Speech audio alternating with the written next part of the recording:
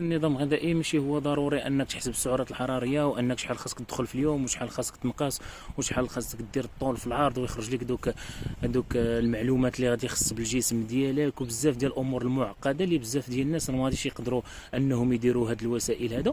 ومن بين احسن نظام غذائي هو اللي كيعتمد على واحد السعرات حراريه اللي غادي تكون نقيه، يعني لواحد النوع ديال الماكله اللي غادي تدخلها للجسم ديالك وتكون نقيه فقط بلا ما تحسبها، بلا ما تحسب لي كالوري ديالها، بلا ما حتى حاجه. يعني النوع ديال الماكله اللي غادي تكون نقيه وتدخلها للجسم ديالك، هكا غادي تستافد مزيان. دونك احسن نظام غذائي هو اللي كيعتمد على العناصر اللي كتكون صغيره وفي نفس الوقت كيكون عندها مفعول كثير على الجسم، بحال المكسرات، بحال الالياف، بحال الديسير بنسبه قليله.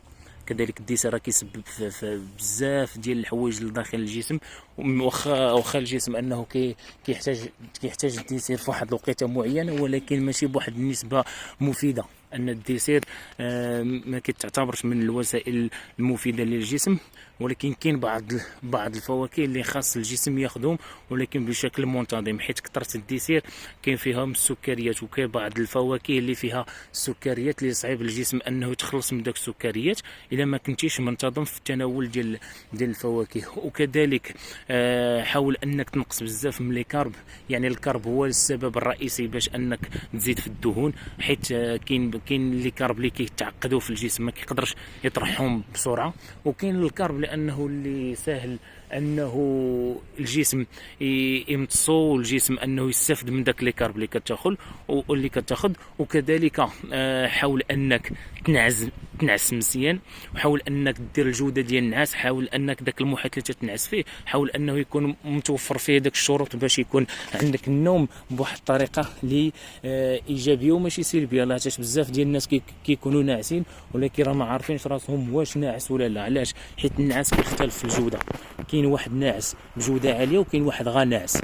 يعني حاول انك ما تسهرش، حيت السهر حتى هو تيدي الى الستريس، والسهر كيدي الى ارتفاع الهرمون الكورتيزول اللي كيخليك انك ما تكونش عندك لياقه بدنيه وما تكونش عندك واحد لا فورم اللي مزيانه. وحاول كذلك انك تدخل واحد نظام غذائي اللي السعرات ديالو حراريه تكون نقيه، يعني ما تنقي الماكله ديالك. شوف انفو تنقي الماكله ديالك غادي تطلع فورمه مزيانه واخا ما تكونش رياضي، يعني انفو تنقي الماكله وتعرف الجسم ديالك فوقاش خاصو ياكل فوقاش ما خصكش تاكل وكيفاش تشرب وكيفاش تدخل العناصر المغذيه، راه هكا غادي تلقى الجسم ديالك عنده فورمه زوينه واخا ما غاديش تكون انت رياضي. يعني بزاف ديال الناس واخا ماشي رياضيين ولكن كتلقى عندهم لا فورم زوينه. علاش؟ حيت كيحافظ على النظام الغذائي ديالو بواحد الطريقه اللي صحيه. وكذلك حاول انك تدخل نظام الكارديو في حياتك، يعني حاول انك تدخل الرياضه القلبيه، ما تعتمدش فقط على الميسكيلاسيون تطلع فورمه. واخا انت عندك فورمائيه ولكن ما تقدرش تجري، ما تقدرش تطلع في الدروج، ما تقدرش دير لي زاكتيفيتي، ما تقدرش دير بزاف ديال الامور اللي غادي تستعصى عليك انك تمارس الحياه ديالك الرياضيه. وكذلك حاول انك تقوم كذلك بالرياضات القلبيه، حاول انك تعتمد دائما على ديك الرياضات القلبيه اللي كتخلي القلب ديالك يخدم فيها مزيان. يعني كل ما كان القلب كيخدم مزيان كل ما كتلقى انت لا فورم. يعني شحال من واحد كتلقاه رياضي ولكن في نفس الوقت ما عندوش السفل، يعني كتلقاه تيتريني في لاصال ويدير بزاف ديال الحوايج ولكن يجري معاك غير نص ساعه ولا 45 كتلقاه كيلهز صافي باغي يطرق. علاش؟ حيت القلب ديالو عيان، الفورمه كاينه ولكن القلب خاوي. حاول انك تدخل نظام الكارديو، حاول انك ضروري 2 المرات حتى 3 المرات في السيمانه انك تدخل الكارديو.